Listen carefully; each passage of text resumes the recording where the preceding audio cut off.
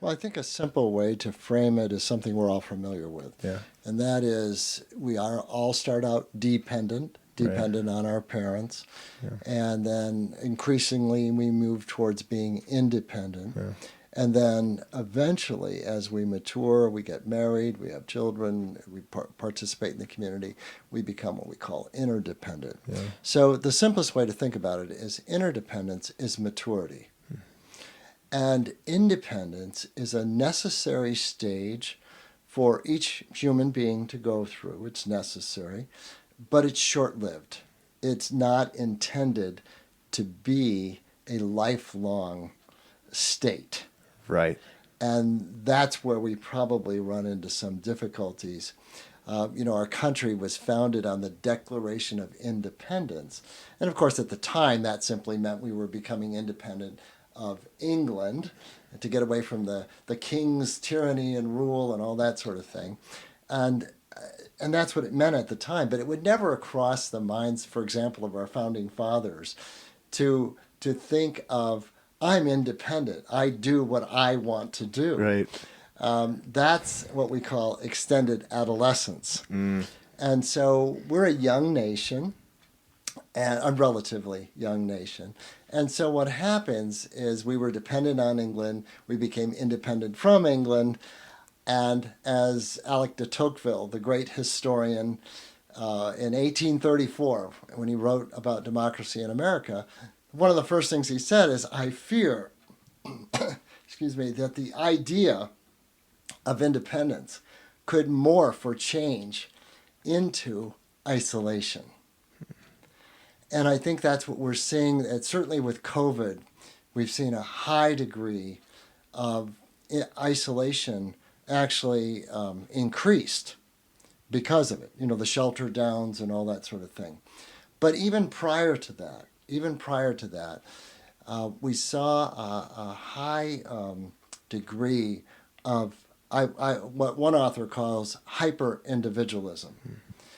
And in fact, several authors now call it that, hyper-individualism, where everything is about me and what I want to do. And, in the old days, we used to call that being self-centered or something like that.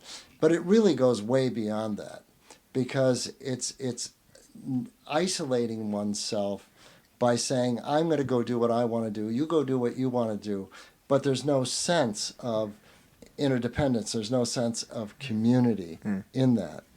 And this phenomenon, according to one of the scholars I talked to in Dubai, actually recently, Dr. Ganesh, and what she said is that this hyper-individualism is not just here in the United States, where she has lived. It is worldwide, and probably the reason why it's worldwide is the internet and travel, the combination of, we have a global world that we live in. So as a result of that, we're seeing across the world a focus on hyper-individualism, which, from my point of view, is essentially extended adolescence and therefore is not healthy because ultimately people don't mature and come into mature community. So that's the idea of that. And she also talks about the idea of the hyper-spectacular. Everything has got to be spectacular, hyper-spectacular. And so she calls it the hyper-modern society. And that it's because and it's hyper-speed as well. Just think of it. Recently, my wife, during the COVID shelter down, she didn't want to go to the grocery store, so she called Kroger's. In 2 hours, we had all of our groceries, which is faster than she could have done it herself. Amazon, will deliver your products in, hyper speed. Now, but think about the impact of that. First of all, we expect everything to be fast and for us as individuals. And that's our expectation. So we place that demand on others. We expect our friends and our family to hyperspeed response to us when we send out a text. Everything is sped up, but what it does is it causes anxiety, a high degree of anxiety in our society. And this is the world in which we live now. So the reason I started pursuing the idea of interdependence is interdependence is sort of the opposite of that. And I would even go so far as to say the cure for it. Because when I'm interdependent, that means that I do have a responsibility to myself and to others as well. It's not either or, it's both and, which, by the way, is the first principle of interdependence. In other words, we can take two things that are true at the same time and say, okay, it's not either or between them. They're both true at the same time. And I need to do both of these things. I don't get to choose between two things. I have to do both if I want to be a healthy individual and have healthy relationships with others. So, simple one.